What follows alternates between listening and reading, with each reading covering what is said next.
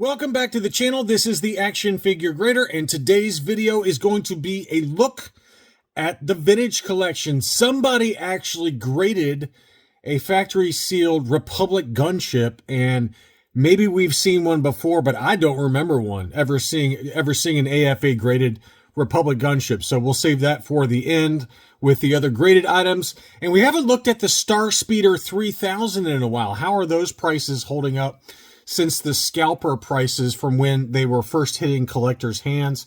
So just a nice assortment here of different TVC items that all sold recently on eBay. We're going to start off with a seller that I had in my What to Buy video a couple of weeks back, AZ Treasures, Arizona Treasures. And this seller watches the channel and asked that I mention some of his auctions. So I just pulled up a few that sold this past weekend. One of them was a VC01 Dengar in pretty awesome condition, and it was $56.55. That number is well down versus past sales, and I think they are re-releasing, if memory serves, the Dengar, and I don't know if it was a mock-up card back or what, but Action Figure 411 on the web had what supposedly the new Dengar is going to look like in terms of the card image, and it's a closer shot with him holding the rifle. So it looked pretty cool to me. It's an image that is probably out there from the original archives, but I had just never seen it or had forgotten about it. But it looks like the card image is going to be different for the VC01 Dengar re-release. $56.55 for that first release. We also had an Ewok Assault Catapult. I think this was a Kmart exclusive. Kmart exclusive Ewok Assault Catapult factory sealed. That one sold for $123. Very healthy number on that one. And that was a beauty. He also had a few special action figure sets. So the first one is the Android set with Chewbacca and then R2 and C-3PO. This is a Target exclusive in pretty good shape there. Here's the back of it. And that one sold for $97.66 plus shipping. And then they also had the villain set. This was Punch. This was another Target exclusive with the Stormtrooper, the Death Squad Commander, and obviously Darth Vader. That one sold for $100. So two of those there. I thought those were pretty nice. Lumat, this is one that has come back down just a little bit in price. It got up to about $140 for an unpunched US card, if memory serves. This one sold, obviously, in an auction for $99.18 plus shipping. So, still hovering around that $100 price point, $100 to $110 in an auction for VC104 Lumat. The General Grievous that I had in a What to Buy video, that was a beautiful unpunched US card. That one sold for $116.50. Again, a pretty good deal, and all of his were in really nice condition overall. So there's that one. That was an unpunched US card. And then this is the start of some recent sales for foil Ultimate Galactic Hunt examples. So General Grievous on the foil card back, that one sold for $119. So again, a pretty close comparison versus the unpunched standard retail version, non-foil, versus the foil that sold for about the same price. Darth Vader in a star case, again with the foil racetrack, that one sold for $90, free shipping. And then this seller had two beauties. He had the Obi-Wan Kenobi on the foil cardback VC16, just light edge wear to that one, $107 shipped. And then, I'm sorry, the Anakin was not foil. This was the Anakin Skywalker name pill, punched US card, but non-foil. And that one sold for $80 plus shipping. This seller had a few really nice TVC 1.0 at auction that I wanted to show you again. I know we've covered Oddball here recently, but this one sold in an auction for $83 plus shipping, about $87 after shipping. So again, Oddball has definitely come back down just a little bit, but you're still paying $80 to $90 pretty consistently, even in auctions for VC97. Jar Jar Binks. This one, I think the price on this one, I wouldn't let that fool you too much. This one looked like it might have had just some very slight edge wear to it, but it wasn't a lot. But in an auction for a VC108 Jar Jar Binks unpunched, $75 is a pretty decent deal. We have seen some in the last 2 or 3 videos where it was well over 150 bucks. I think one sold for like 180, if memory serves. Don't quote me on that, but just a massive number. But this one, again, it looked like it had a little bit of card wave, and it was, you know, just slight edge wear to it. So not by no means in terrible shape, but a really good deal there at 75 bucks. This one, the Clone Trooper 501st Legion, again, unpunched with the Darth Maul offer. That one sold for 76 bucks. That's pretty consistent with past sales that we've seen here recently. Now, I've got two sales for the Falcon, the Millennium Falcon. So first is a huge price point, and this seller always tends to get premium prices because they're kind of case fresh. And this one, it still shows the Toys R Us import box, the shipper box, for the original Toys R Us exclusive Millennium Falcon with the Star Wars racetrack. That's a big number, though. $1,000. $1,000. That was basically shipped, though, so you can see there. He only charges like $250 shipping on no matter what the item is, but I feel like it's kind of priced in anyway with his listings, as they're always very, very pricey. But, you know, you're looking at the box on this one, I mean, I don't see anything wrong with this. This is about as perfect as it gets for that original version from, you know, 2010, 2011, whatever it was. And you can see there's that Toys R Us box. So it's a pretty incredible piece.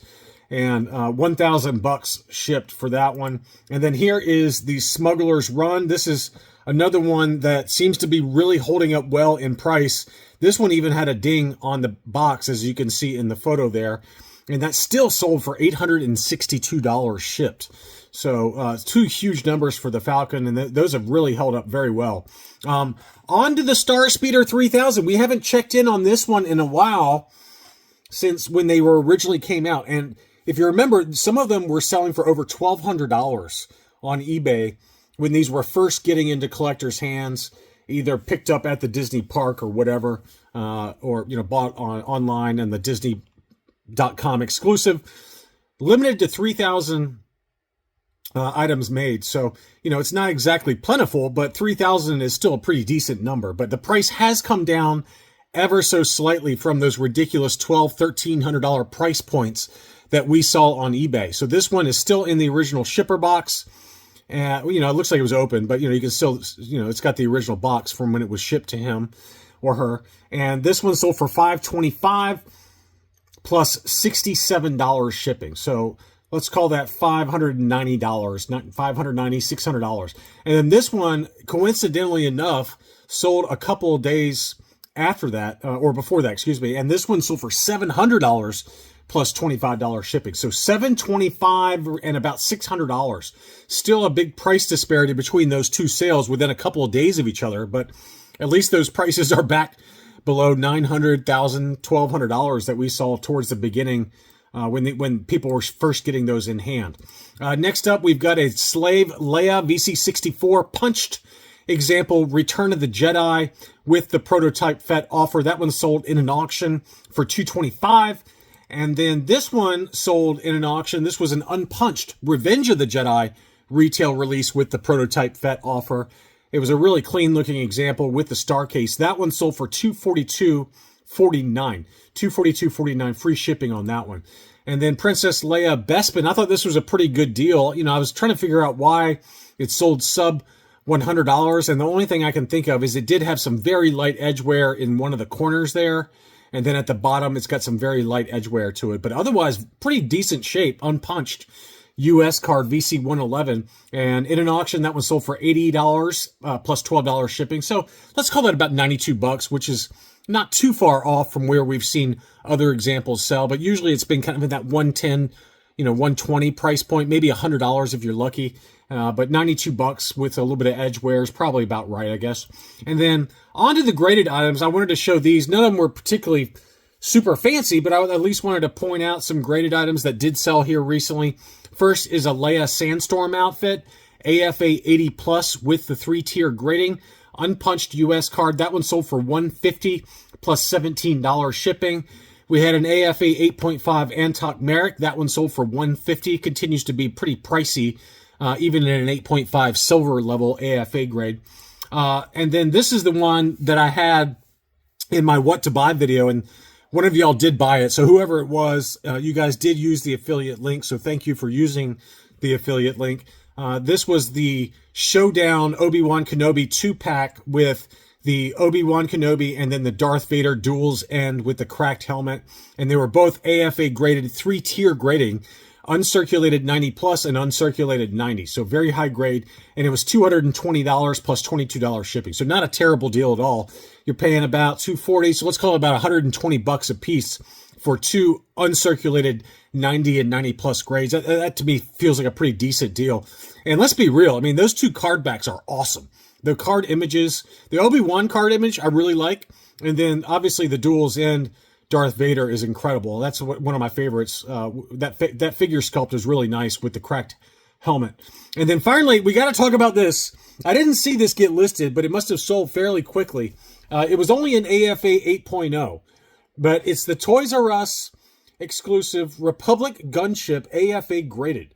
And it was listed for $1,000 plus $60 shipping. So $1,060 bought you an AFA 8.0 graded Republic Gunship. How crazy is that? And, you know, given that these factory sealed ungraded can go for $700 to $800 pretty easily, I feel like, you know, $1,060 for a graded example, admittedly in an 8.0 grade, but it's really hard to get anything, you know, 8.5 even on something this large where, you know, it's been 10 plus years, and 15 years really. And it's just really difficult to get one of these in pristine enough condition to get probably better than an 8.5 anyway. So anyway, let me know in the comments below while you're leaving me a like what you think about that price point for a factory sealed Republic Gunship Toys R Us exclusive 8.0 for $1,060. To me, that feels like a pretty fair deal. So anyway, that's all I really had for this episode. I hope you enjoyed this look at recent sales for the vintage collection. Thank you as always for watching, and I'll be back soon.